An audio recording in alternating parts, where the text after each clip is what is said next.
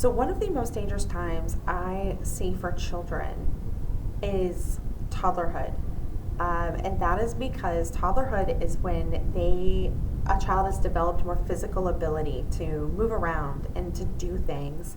And, you know, they're building their understanding about how to use their bodies, how to do the things.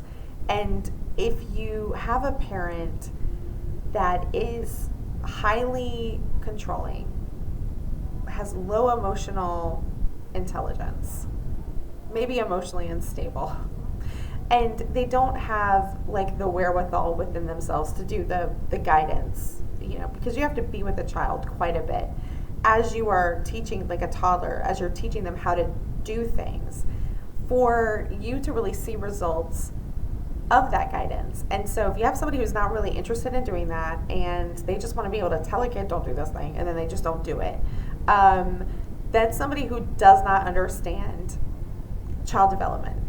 And you're usually going to see them get very angry with the child for quote unquote misbehaving. And it's because most of the time they're not involved. They're hands off except for maybe yelling out instructions. And toddlerhood is really when you get behaviors that a parent can't control without being egregiously abusive. So you cannot make someone go to sleep. You cannot make someone eat something. You cannot make them go to the bathroom unless you're willing to do some really not okay things. You can encourage. You can give positive and negative reinforcement. You can give rewards and you can give consequences, but appropriate parenting is not really punitive oriented.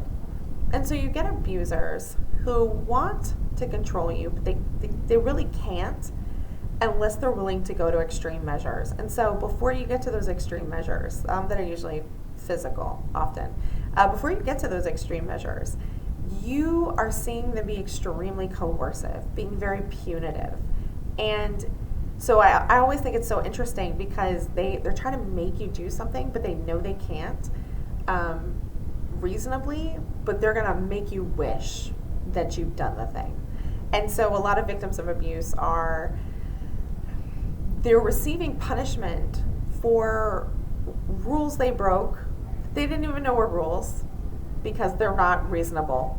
And they just stumbled into them because they thought they were dating like a normal person with normal expectations, who doesn't think they're the boss. And that's another thing too. Abusers, I mentioned this in another video, and I called it the infallible center. They are the center of everything, and they think they're right about everything, and they think that they are entitled to then control other people. And so the thing is, even if you were a parent, that wouldn't be a good way to parent. It's not a good way to parent to think that it's okay to punish someone and that you're the infallible center and you can't ever be wrong. Especially if you have a smart kid. I think that's one of the reasons why smart kids grow up with these horrible stories of how they were treated by their parents. Because, when you're a smart kid, you're like, wait, but you said this. And now you're saying this, and this is very confusing. And if you have someone who's not really thinking things through and that just says whatever they feel like in the moment, they're being confronted by their illogic, they often get very angry. So if you were a smart kid and you got this response from your parent, or in toddlerhood, you had a parent that wasn't appropriately responding to you, and so you didn't understand what the rules were because they weren't consistent, or they weren't enforced, or they weren't reasonable, or whatever the thing is, that's why you often get these like scapegoat, family effigy, black sheep designations. It's because you have someone in the family unit who is, often smart and questioning things, and the questions themselves reveal the parent's incompetence. The questions themselves are challenging, quote unquote, their authority, because they don't think they should have to explain themselves to anybody. And the abuser, when you're an adult, it's the same thing. The infallible center. I'm the judge, jury, and executioner. You have to explain yourself to me. Sometimes it's about what they're trying to control you over, and sometimes it's also just about being the person who can control. I'm the one with power here. You have to explain things to me. You have to justify yourself to me. They don't see you as your own person. So that's why so much of this is a battle over the mind. You get rewarded for giving pieces of yourself away. You get rewarded for turning over control of your inner being to this capricious person.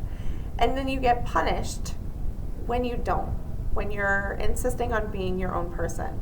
And interestingly, in child development, the more you take away a child's ability to have self-determination, the more they're going to rebel, because you cognitively, to develop, you have to differentiate yourself from your parents. You have to become your own person. And so if they don't create a construct for you to do that in a safe way with the support of your family, then you get children who either are completely internally collapsed on themselves, or they just absolutely go full tilt in the other direction, right? Like, if I cannot differentiate myself from you within the family structure, if I don't get to make decisions for myself, then I'm going to go full tilt in the other direction. That's why we see people who think, oh, this is how my parents were, I'm going to be the opposite. And then you see that generational swing of children are often more like their grandparents. You have to be careful how far you swing the pendulum. But that's the determination behind these actions. Part of being a human being is having determination over who you are and who you become. And as a parent, we are not a king over this little person. We're a steward. We are responsible for giving them their bodies and their minds in like a healthy condition when they're an adult. And so you start with like complete control of this like little baby.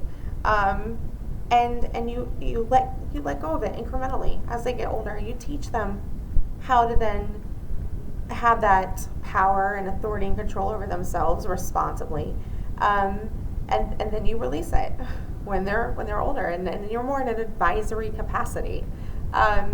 You're not constantly powering over this person. That's also just not going to get you the results you want. They're not going to be their own person. You're going to have broken what you should have been growing. Anyway, I hope this makes sense, and I'll talk to you next time.